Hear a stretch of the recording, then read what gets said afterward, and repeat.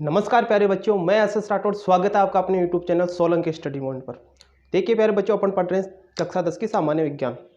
सामान्य विज्ञान मतलब साइंस। तो साइंस के अंदर अपन पढ़ेंगे भौतिक विज्ञान, जीव विज्ञान, रसायन विज्ञान। तो अपने सामान्य विज्ञान को 3 पार्टों में डिवाइड कर लिया अपने अध्ययन की सुविधा से, क्योंकि अपन पूरे सब्जेक्ट को एक साथ पढ़ते तो लेंथी हो जाता और अपने को समझ में भी कम आता। तो पूरे भाग को 3 भागों में डिवाइड कर लिया और तीनों भाग अपने 100/100 के, मतलब पूरा पेपर अपने 100 नंबर का होगा। इसके अंदर भौतिक विज्ञान का भी योगदान है, जीव विज्ञान का भी योगदान है और रसायन विज्ञान का भी बहुत महत्वपूर्ण योगदान है। तो अपन पढ़ने सामान्य के विज्ञान के अंदर भौतिक विज्ञान फिजिक्स के अंदर अपन ने एक सबसे इम्पोर्टेंट और सबसे लॉन्गेस्ट जो चैप्टर था प्रकाश यानी लाइट। तो लाइट अपने इतनी आसान तरीके से क्लियर कर लिया था कि यदि आपको लाइट के पूरे वीडियो देख लिए ना तो कभी ज़िंदगी में लाइट पढ़ने की ज़रूरत नहीं होगी प्यारे बच्चों। तो लाइट अब अपन आज स्टार्ट कर रहे हैं जीव विज्ञान मतलब बायोलॉजी, क्योंकि एक एक चैप्टर जो लेंथ सबसे बड़ा है ना वो देखते हुए चलेंगे। तो आइए प्यारे बच्चों, जीव विज्ञान।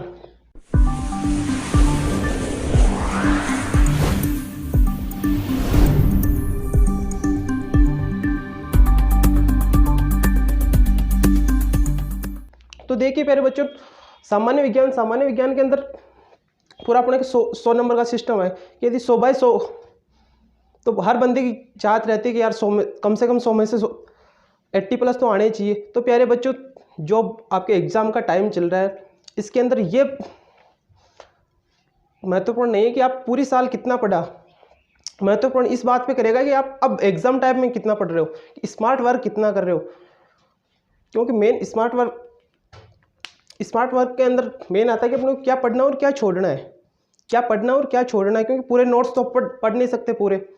तो अब इस लास्ट टाइम में वही बंदा खेलेगा जो एकदम स्मार्ट वर्क करेगा। स्मार्ट वर्क के अंदर अपने को एकदम हर चीज़ को बारीकी से देखना है और जो बेहद इंपॉर्टेंट कॉन्सेप्ट है ना उसी को पढ़ना है, फालतू की चीज़ें नहीं पढ़नी है। पूरी साल पढ़ ली बहुत है फालतू की चीज़ें।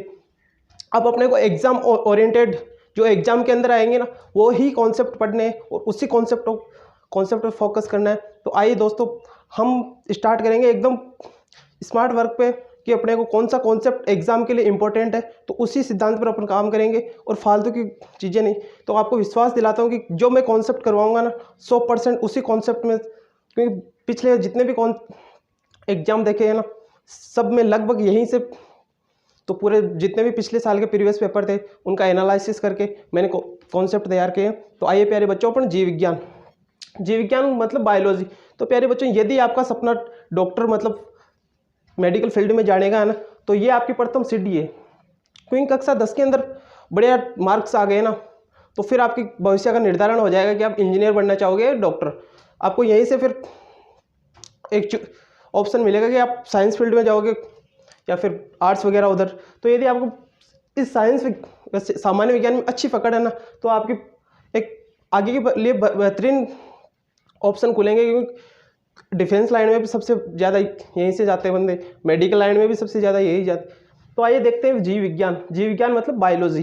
तो प्यारे बच्चों, बायोलॉजी के अंदर बायोलॉजी 2 प्रकार की होती है, एक तो जंतु विज्ञान, एक वनस्पति विज्ञान। जी हाँ प्यारे बच्चों, जीव विज्ञान बायोलॉजी 2 प्रकार की होती है। एक में तो अपन पेड़ पौधों का अध्ययन करते हैं और एक में अपन जीव जंतुओं का अध्ययन करते हैं।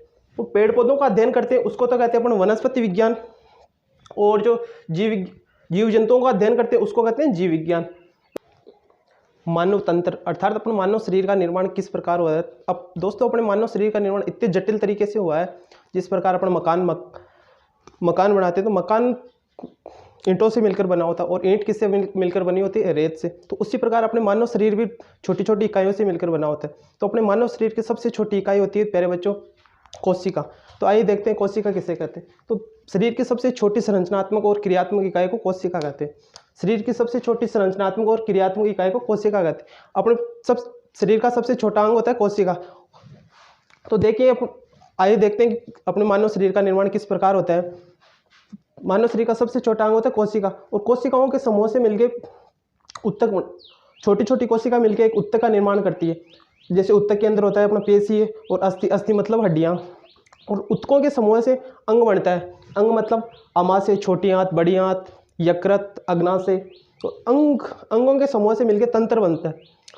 छोटे छोटे अंग मिलकर एक पूरे तंत्र का निर्माण करते हैं, जिस प्रकार पाचन तंत्र हो गया, श्वसन तंत्र हो गया, उत्सर्जन तंत्र हो गया, और पूरे तंत्रों का समूह मिलकर अपने मानव शरीर का निर्माण करता है। तो अपन अब देखेंगे कि तंत्र के अंदर, कि मानव शरीर के अंदर कौन कौन से तंत्र होते हैं, पाचन तंत्र, श्वसन तंत्र और उत्सर्जन तंत्र। तो अपन सबसे पहले देखेंगे पाचन तंत्र।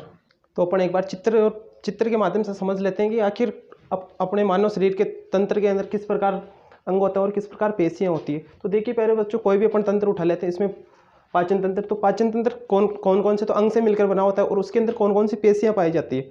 तो देखिए पहले बच्चों, मानव पाचन तंत्र, तो पाचन तंत्र के अंदर मुख हुआ, ग्रासनली और आमाशय और छोटी आंत, तो ये तो तंत्र होते हैं। और जो छोटी आंत के दो भाग होते हैं, एक तो इलियम और ग्रहणी और इलियम, तो इसके दो डिवाइडेशन है ना, इसमें ये पेशियाँ होती है। तो पेशियों से मिलकर अंग और अंगों से मिलकर तंत्र का निर्माण होता है, और इसी प्रकार अपने मानव शरीर का निर्माण होता है। तो अब